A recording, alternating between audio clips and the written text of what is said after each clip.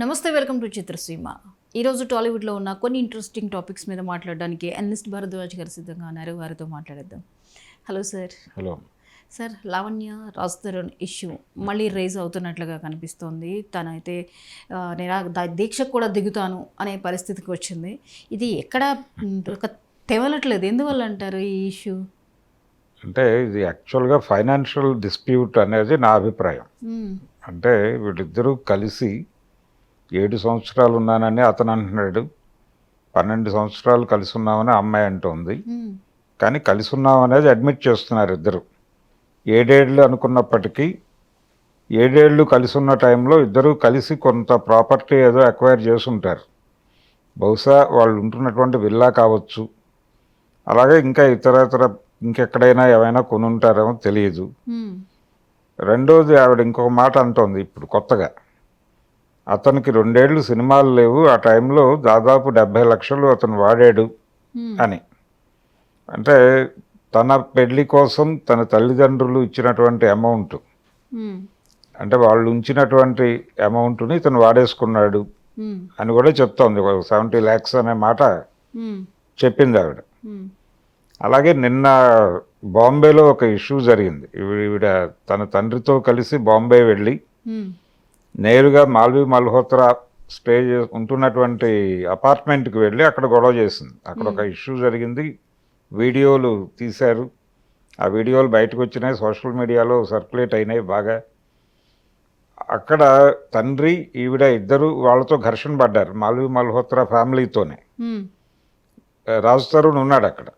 రాజ్ తరుణ్ ఉన్నాడు, నువ్వు నాతో పాటు హైదరాబాద్ వచ్చాయని ఈవిడ, రానని అతను, బయటకు వెళ్ళిపోమని ఆవిడ మాల్వి మల్హోత్రా, అలాగే సెక్యూరిటీ వాళ్ళని ఎలా అలో చేశారు అని చెప్పి ఆవిడ గొడవ చేయటం, ఇదంతా ఉంది ఆ వీడియోలో.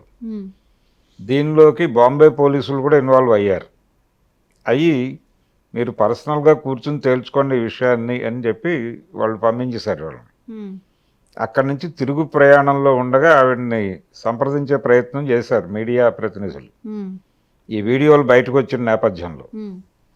చేస్తే నేను వస్తున్నాను, హైదరాబాద్ వచ్చేస్తున్నాను, రాగానే మా అసోసియేషన్ ముందు నిరాహార దీక్ష కూర్చుంటున్నాను, ఇది నా భవిష్యత్తు కార్యక్రమం అని ప్రకటించింది ఆవిడ. యాక్చువల్గా ఆవిడ చెప్పిన ప్రకారం ఈరోజో రేపో కూర్చోవాలి. అయితే ఇప్పటి వరకు కూర్చున్నట్టు ఎక్కడా న్యూస్ లేదు. బహుశా నిర్ణయం నుంచి వెనక్కి వెళ్ళారా, లేకపోతే రేపు ఎల్లుండి కొంచెం టైం తీసుకుందాం, ఈ ప్రయాణ బడలిక అలసటలు ఉండి నెమ్మదిగా రేపు ఎల్లుండే చేద్దాం అనుకుంటున్నారా అనేది చూడాలి. ఇది ఇష్యూకి సంబంధించిన గొడవ అయితే, మొత్తం మీద అతనైతే ఈ అమ్మాయితో ఉండటానికి ఇష్టంగా లేడు అనేది స్పష్టం. అమ్మాయికి తెలుసు ఆ విషయం, అర్థమైంది. అయినప్పటికీ ఎందుకు తను నాతోనే ఉండాలని బలవంతం చేస్తోందంటే, వీళ్ళ మధ్య ఒక సెటిల్మెంట్ జరగట్లేదు ఈ అమౌంట్కి సంబంధించి. ఈ 70 లక్షలు 2 సంవత్సరాల్లో వాడుకున్నాడు అని చెబుతున్నటువంటి అమౌంట్ తాలూకా ఇతరత్రా వీళ్ళిద్దరూ కలిసి అక్వైర్ చేసుంటే ఏదైనా దానికి సంబంధించిన సెటిల్మెంటు, ఈ ఆస్తులకి సంబంధించి ఫైనాన్షియల్ సెటిల్మెంట్లు కాకపోవడం వలన, అంటే తనకి సంతృప్తికరంగా సెటిల్మెంట్ జరిగి ఉండకపోవచ్చు. ఇంకొకటి, ఆ అమ్మాయి క్యారెక్టర్ని విపరీతంగా అసాసిన్ చేశారు వీళ్ళు. అంటే ఆ అమ్మాయికి సంబంధించిన రకరకాల విషయాలు పబ్లిక్ డొమైన్లో మాట్లాడారు. రాజ్ తరుణ్ మాట్లాడలేదు, కానీ అతని మిత్రుడు మాట్లాడాడు. అతనేమో ఇప్పుడు బిగ్ బాస్లో ఉన్నాడు, అతను మాట్లాడే పరిస్థితి లేదు. అసలు అతను బిగ్ బాస్కి వెళ్ళటం కోసమే ఇష్యూ రేజ్ చేశాడని కూడా ఆవిడ మాట్లాడుతుంది. ఈ లోపు ఇక్కడ హైదరాబాద్లో కేసు నమోదై ఉంది అతని మీద. ఆ కేసులో యాంటిసిపేటరీ బెయిల్ తీసుకున్నాడు అతను. యాంటిసిపేటరీ బెయిల్ తీసుకున్నటువంటి వ్యవహారంలో వాళ్ళు ఛార్జ్ షీట్ ఫైల్ చేశారు పోలీసులు. ఏ కేసులో అయినా 3 నెలల లోపు ఛార్జ్ షీట్ పెట్టాలి, వాళ్ళు పెట్టేశారు.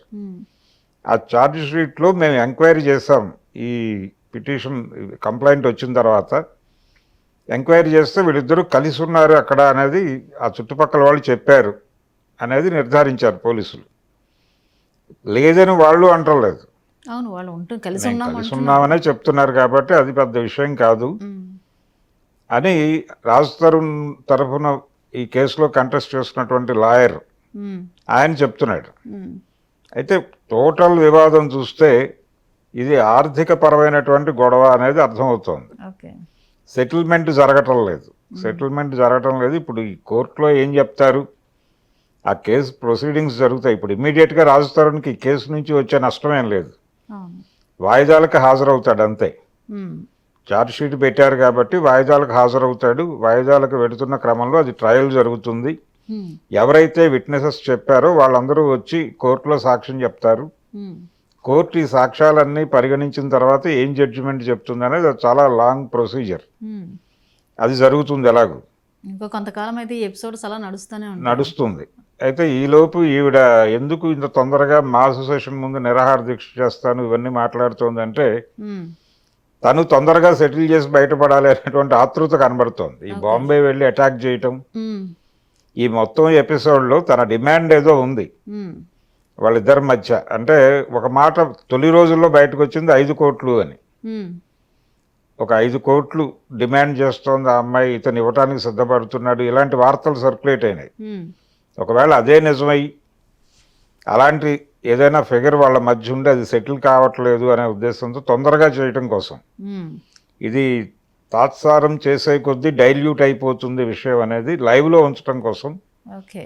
ఆవిడ హడావిడిగా బాంబే వెళ్ళి తండ్రిని తీసుకుని వెళ్ళి అక్కడ గొడవ పడి, ఈ గొడవ మీడియా దృష్టిని ఆకర్షించటం కోసం వీడియోలు తీసి ఉమ్, వాటిని సోషల్ మీడియాలో ప్రమోట్ చేసి, అంటే మీడియాని కూడా చాలా అద్భుతంగా వాడుతున్నారు వాళ్ళు ఈ ఎపిసోడ్లో. దేన్నైనా లైవ్గా ఉంచడానికి కొంత ఆ, పని లైవ్లో వస్తుంది. అంటే ఇష్యూని బతికించడం అనేది ప్రధానం అయిపోయింది ఇప్పుడు ఆవిడకి. అవును. అప్పుడు బేరానికి వస్తాడు అతను అని. అతనికేమో కెరియర్ ప్రాబ్లం. అతని కెరియర్ మీద ఈ కేసు ప్రభావం ఎలా ఉంటుంది అనేది అతన్ని కార్నర్ చేయటం జరుగుతోంది ఈవిడ. సో కార్నర్ చేసే కొద్దీ అతను తను చెప్పినటువంటి ఫిగర్కి వచ్చేసి సెటిల్మెంట్ చేసుకుంటాడు ఉమ్, అనే ఆతృత కనబడుతోంది. ఓకే. నిన్న కూడా ఆవిడ ఈ ప్రస్తావన చేశారు. ఉమ్, ఆ ప్రస్తావన చేస్తూ నా మీద ఇలా మాట్లాడుతున్నారు, నేనేదో తన్ని డబ్బుల కోసం చేస్తున్నాను అని అంటున్నారు, అది కరెక్ట్ కాదు, నాకు తను కావాలి అంటోంది. అయితే ఇష్టం లేని మనిషి ఎలా వస్తాడు అనేది ప్రశ్న. Yes, correct. అది టోటల్గా ఇల్లాజికల్. అతను బెదిరించి ఇంట్లో కట్టేసుకోవడానికి అతనేమి పెంపుడు కుక్క కాదు. అవును. కాబట్టి ఏదో సెటిల్మెంట్ ఉంది, ఆ ఫైనాన్షియల్ సెటిల్మెంట్ బహుశా అక్కడ నిరాహార దీక్ష చేసే సమయంలో ఒకవేళ అది నిజమై ఆవిడ వెళ్ళి అక్కడ కూర్చుంటే ఆవిడ ఉద్దేశం ఏంటంటే ఇండస్ట్రీ పెద్దలందరూ ఇన్వాల్వ్ అయ్యి రాజు తరుణ్ని కూర్చోబెట్టి ఉమ్, ఆ డబ్బులు ఇచ్చేసి సెటిల్ చేసుకోవా అని చెప్తారనేది ఆవిడ ఉద్దేశం కావచ్చు. ఓకే. అలాంటిది ఏదైనా జరుగుతుందేమో చూద్దాం. అది జరిగితే కానీ సెటిల్ కాదు ఇది. ఉమ్, అతను ఏదో ఒక ఫైనాన్షియల్ సెటిల్మెంట్ చేసుకోనంత కాలం ఇది ఇలా కొనసాగుతూనే ఉంటుంది ఈ డ్రామా. ఓకే.